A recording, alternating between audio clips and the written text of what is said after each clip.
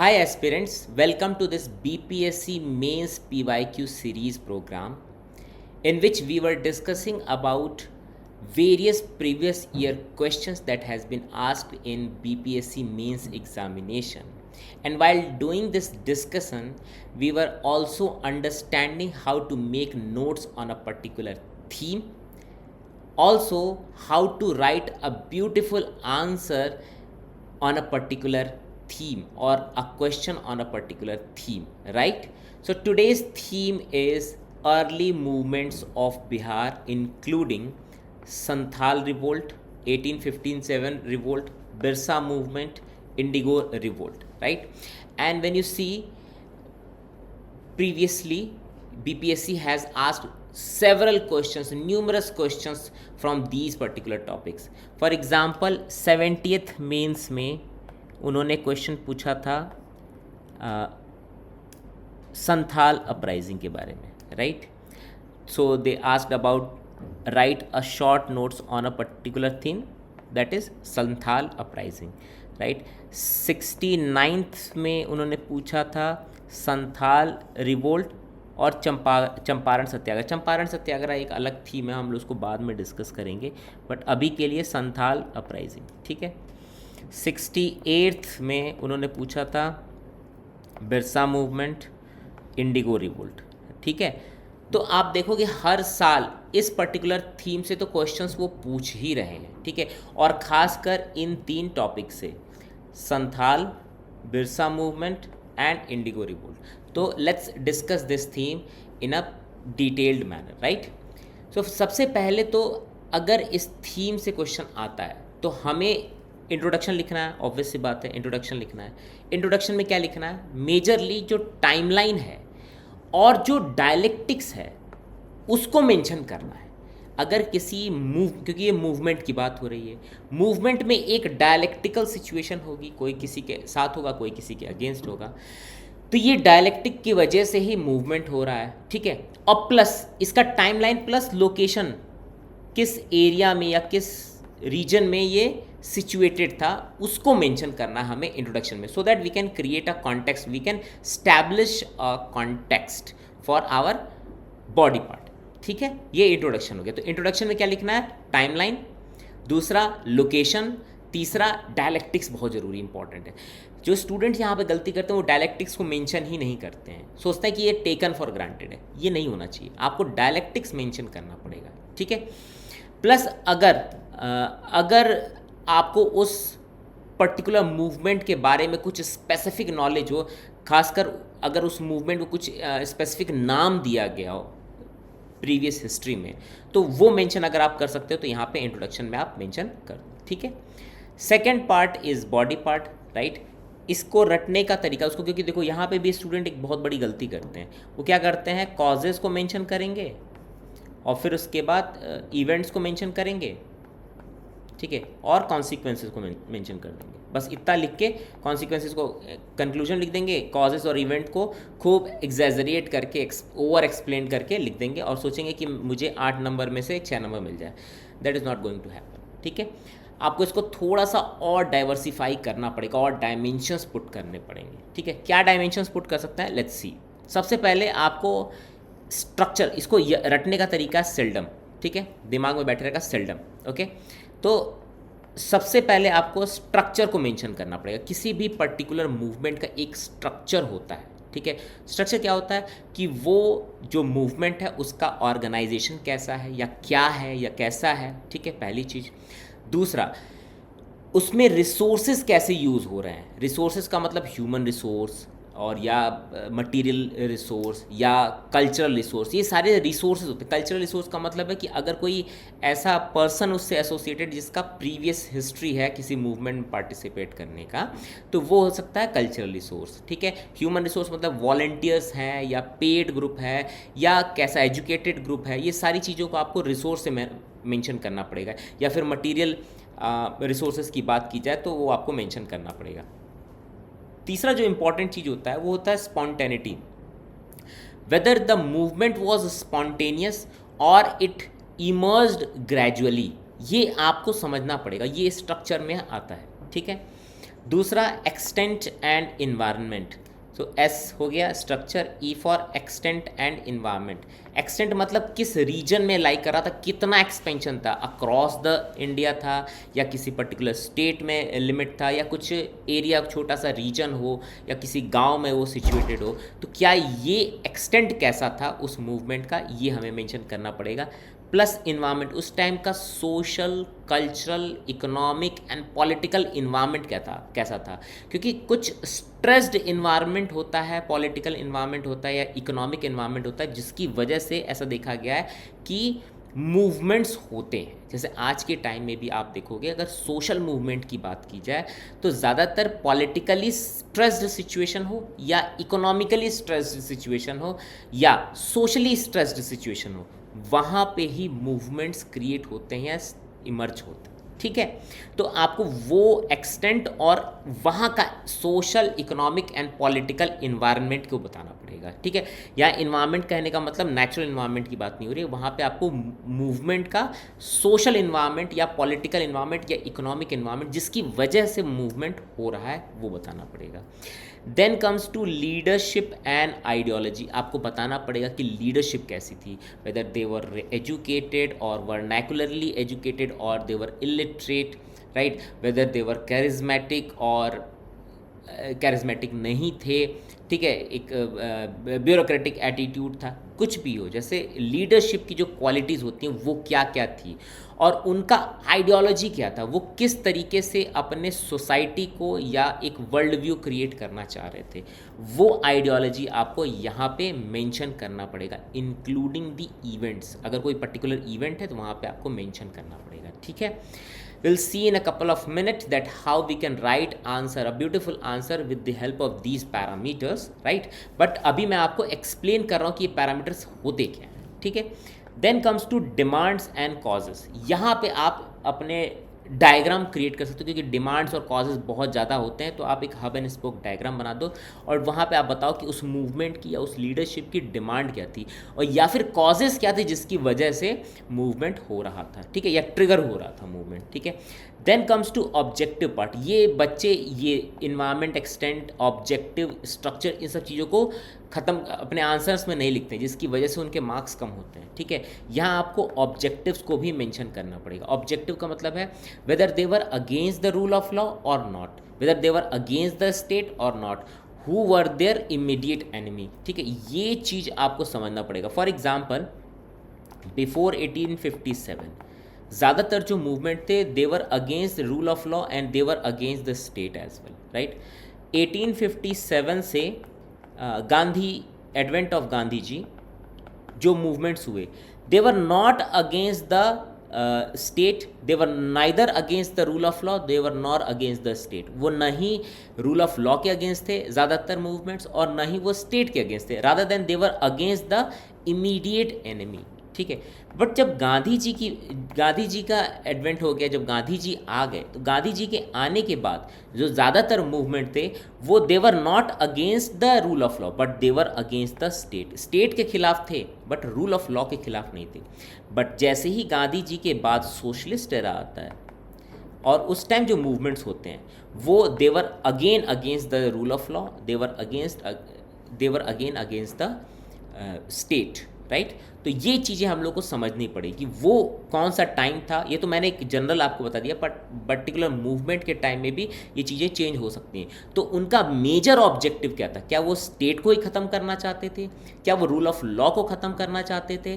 क्या वो अपने इमीडिएट एनिमी के अगेंस्ट थे? ये सब चीज़ें हम लोग को समझना पड़ेगा या मेंशन करना पड़ेगा। प्लस मीन्स, क्या मीन्स उन्होंने यूज़ किया? वायलेंट मीन्स था, पीसफुल मीन्स था, लीगल मीन्स था, ये लिटरेरी मीन्स था। ये सारी चीज़ें अगर आप मेंशन करते हो तो ये सब प्लस पॉइंट। ठीक है, then in the conclusion you have to mention the outcome and the significance of that particular movement, right, and then you will end the question. ठीक है, and the answer. Okay, so let's start with discussing PYQ। First question was short notes on Santhal uprising. याद ध्यान से रखिए, इस question में आपको सिर्फ 2 पेज मिलेगा। ठीक है, तो उसके अकॉर्डिंगली हमें आंसर को लिखना पड़ेगा। ठीक है, तो यहाँ पे पहले हमें अपने इंट्रो को लिखना पड़ेगा जिसमें हम टाइमलाइन मेंशन करेंगे, अगर उसका हम कुछ अलग से नाम जानते हैं वो मेंशन करेंगे। किस रीजन में था, और सबसे इंपॉर्टेंट चीज़ डायलेक्टिक्स किसके बीच में था। ये डायलेक्टिक्स मेंशन करना हमें बहुत ज़रूरी है, ठीक है। So Santhal uprising of 1855 to 1856, ये हमने मेंशन कर दिया timeline. Also known as Santhal Hul, Hul means rebellion in Santhali language, took place in forested region of Damin e Koh, that was in the Jharkhand and West Bengal region, ठीक है। Now comes to dialectics part. ये introduction कह सकते हो या इंट्रोडक्शन ऑफ बॉडी के बीच का पार्ट है, बट ये इंट्रोडक्शन में ही इंक्लूड होगा। ये जो डायलेक्टिक्स हमने डायग्रामेटिकली मेंशन कर दिया, क्योंकि इंट्रोडक्शन काफ़ी बड़ा दिख रहा था, इसीलिए हमने इसको डायग्राम से मेंशन किया।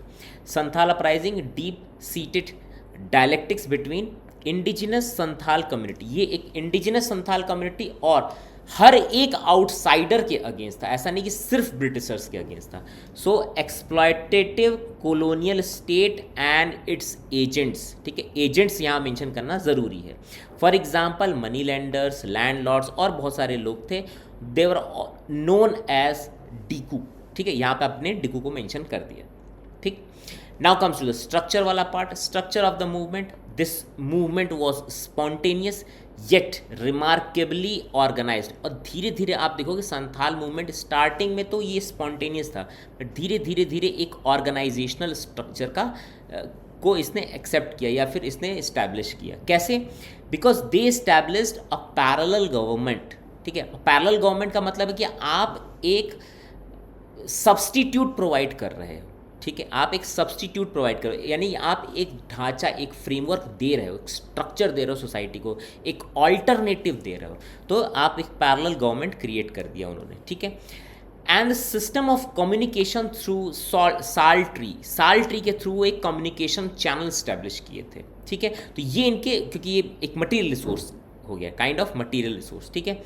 अब वायलेंट था मूवमेंट, गुरिल्ला वॉरफेयर यूज़ किया और रेट्रीब्यूटिव लॉजिक लगाया था। तो ये थोड़ा बहुत इस मूवमेंट का स्ट्रक्चर पार्ट, या आप कह लो कल्चरल रिसोर्स हो गया, या फिर आप कह लो मटेरियलिस्टिक रिसोर्स हो गया। मटेरियलिस्टिक रिसोर्स मतलब कम्युनिकेशन इस्टेब्लिश करना, ठीक है। और ये ऑर्गेनाइजेशनल स्ट्रक्चर का मतलब एक पैरेलल गवर्नमेंट क्रिएट करना जो कि सपोर्ट कर रहा है इस मूवमेंट को, भी एक ऑल्टरनेटिव दे रहा है जो हिथरटू स्ट्रक्चर था या एक सिस्टम क्रिएटेड था, ठीक है। Then comes to extent and environment वाला पार्ट। मुर्शिदाबाद, बीरभूम, बांकुरा और पलामू या पलामू जो भी कह लो आप, ठीक है, इस एरिया में ये सिचुएटेड था या इस एरिया में ये लोकेटेड था, ठीक है। And deep they had a deep knowledge of local terrain, ठीक है।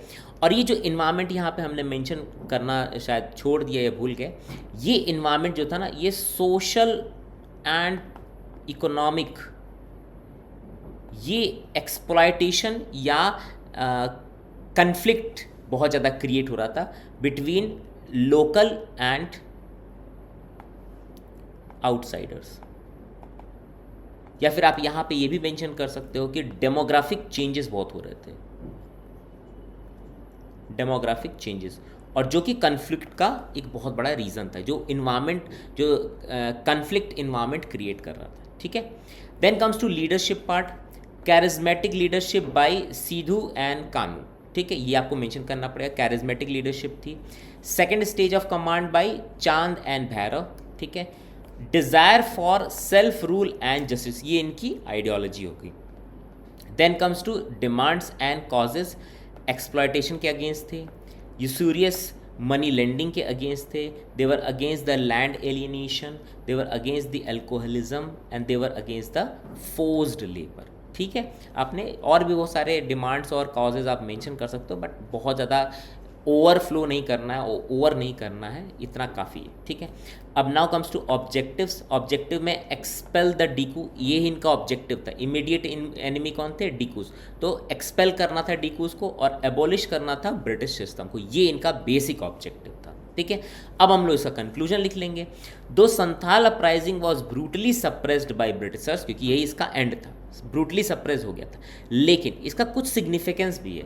कैसे सिग्निफिकेंस है? दैट इट शूक देम और Britishers by the scale of the revolt. इतना बड़ा स्केल था इस मूवमेंट का कि इवन कार्ल मार्क्स ने इसे फर्स्ट इंडिया का पहला इंडिपेंडेंस मूवमेंट या फिर कह लो आप क्लास स्ट्रगल भी इसका नाम दे दिया था कार्ल मार्क्स ने। इतना ये इम्पॉर्टेंट हो गया था उस टाइम के लिए. And that led to the creation of Santhal Pargana in 1856, just before the 1857 revolt. Okay. Now comes to the second question, short notes on Birsa Munda movement. अब आपको अपने नोट्स भी ऐसे ही बनाने हैं कि आपको इंट्रोडक्शन में इस मूवमेंट में क्या लिखना है, आपको डायलेक्टिक्स बताना है तो ये बताना है, ठीक है, फिर आपको स्ट्रक्चर बताना है, एक्सटेंट इन्वायरमेंट बताना है, आपको लीडरशिप आइडियोलॉजी बतानी है, आपको डिमांड बताना, आपको ऑब्जेक्टिव बताना है, and then you have to mention the means and then conclusion में आपको इसका जो इम्प्लीकेशन, रिपरकशन या इम्प्लीकेशन जो भी कह लो, इम्प्लीकेशन या कॉन्सिक्वेंसेस क्या रहा, and then what was the significance of that particular movement that you have to mention in your conclusion part. Okay. Birsa movement जो है नेक्स्ट हमारा, Birsa movement was also known as Ulgulan, right, that is also known as great tumult, right, took place in Chota Nagpur reason by the भगवान बिरसा मुंडा. आप यहाँ पे भगवान की जगह पे आप धरती आबा भी लिख सकते हैं, धरती आबा. ये एक टाइटल दिया गया था बिरसा मूवमेंट को, तो आइदर यू कैन मेंशन भगवान और धरती आबा, ठीक है. देन आपको डायलेक्टिक्स फिर से बताना पड़ेगा. डायलेक्टिक्स क्या था, मुंडा कम्युनिटी और उनके जो लैंड राइट्स थे, स्पेसिफिकली जो खुंट कट्टी सिस्टम था, उसको आपको यहाँ मेंशन करना पड़ेगा, वर्सेस ब्रिटिशर्स और British imposed landlord and revenue system that facilitated encroachment of outsider. और यहाँ पे भी डिकूज वर्सेस लोकल पीपल और इंडिजिनस पीपल हो गया, ठीक है. तो Khuntkatti system versus British impose landlordism, ये मेंशन आपको करना पड़ेगा. ये बेसिक डायलेक्टिक्स था, ठीक है. Then comes to structure of the movement. That movement was also spontaneous, yet it gradually established a structured or organized या organizational structure. Okay, Birsa created sect that is known as Birsaite. अब आप यहाँ पे समझोगे कि ये जो सेक्ट इन्होंने एस्टेब्लिश किया, ये एक स्ट्रक्चर का काम कर रहा है, ऑर्गेनाइजेशनल स्ट्रक्चर का काम कर रहा है, जो कि बिरसा मूवमेंट को आगे प्रोलिफरेट करेगा, सस्टेन्ड करेगा, ठीक है. To unify Mundas used guerrilla warfare, और गुरिल्ला वॉरफेयर ये इनका रिसोर्स हो गया, इसके थ्रू ये अपने मूवमेंट को सस्टेन करा रहे हैं, ठीक है. देन अब यही आपका मीन्स भी यूज हो जाएगा कि वायलेंट था, क्योंकि गुरिल्ला वॉरफेयर है तो वायलेंट हो गया, ठीक है. Then comes to extent and environment. It was spreaded across the Chota Nagpur plateau with Khunti as the epicenter. आपको एपीसेंटर बता दिया और आपने बता दिया कि छोटा नागपुर प्लेटू में सिचुएटेड था या लिमिटेड था. अब ये पूरे इंडिया में नहीं था, बस एक छोटा नागपुर प्लेटू उसी जगह पे था, ठीक है, जबकि खुंटी जो था वहाँ का एपीसेंटर की तरह वर्क कर रहा था. Political, social and economic डिसइंचेंटमेंट of Mundas against the British system, ठीक है. ब्रिटिश सिस्टम के अगेंस्ट जो है इनका सोशल, इकोनॉमिक एंड पॉलिटिकल तीनों टाइप का डिसइंचेंटमेंट है, ये इसका इन्वायरमेंट हो गया, ठीक है. Then comes to leadership and ideology. अब फिर से ये कैरिज्मेटिक लीडरशिप थी, and it functions as both political revolutionary and spiritual prophet. ये स्पिरिचुअलिज्म को भी प्रमोट कर रहे हैं और ये पॉलिटिकल रिवोल्यूशनरी भी एक्ट कर रहे हैं. कौन? भगवान बिरसा मुंडा, ठीक है. Ideology was synthesis of tribal belief, Christianity and Hinduism. ये एक सिंथेसिस है, ठीक है. Then moral and religious revivalism की भी बात करें तो यहाँ पे आप आइडियोलॉजी की बात करो तो आपको यहाँ बताना पड़ेगा कि ये रिवाइवलिस्ट भी थे, ठीक है. दो ही वॉज और his ideology was a synthesis of tribalism, Christianity and Hinduism, yet he was also a promoter of revivalism, ठीक है. फिर आते हैं डिमांड एंड कॉज पे. एक तो लैंड एलियनेशन के अगेंस्ट थे, फोर्स्ड लेबर के अगेंस्ट थे, डिस्ट्रक्शन ऑफ ट्रेडिशनल लाइवलीहुड के अगेंस्ट, क्योंकि जब भी इंक्रोचमेंट होगा, आउटसाइडर्स का इंक्रोचमेंट होगा, तो वहाँ पे इनके ट्रेडिशनल लाइवलीहुड का डिस्ट्रक्शन होगा, ठीक है. तो ये एक भी इनका, ये भी एक डिमांड था. और प्लस जो भी रिलीजियस इंटरफेरेंसेस हो रहे थे क्रिश्चियन, खासकर क्रिश्चियन मिशनरीज के थ्रू, तो उसके अगेंस्ट भी बिरसा मूवमेंट था. तभी वो स्पिरिचुअलिज्म को प्रमोट कर रहे थे, ठीक है, और वो रिवाइवलिज्म को प्रमोट कर रहे थे, ठीक है. ऑब्जेक्टिव्स क्या था? End of the rule of dikus. कोई भी डिकू, आउटसाइडर, हिंदू हो, क्रिश्चियन हो, ब्रिटिशर्स हो, कोई भी डिकू हो, वो उनके रूल को ही ख़त्म करना चाह रहे थे. They wanted to reclaim their ancestral lands. And third, establish a Munda Raj that was self-government. Okay.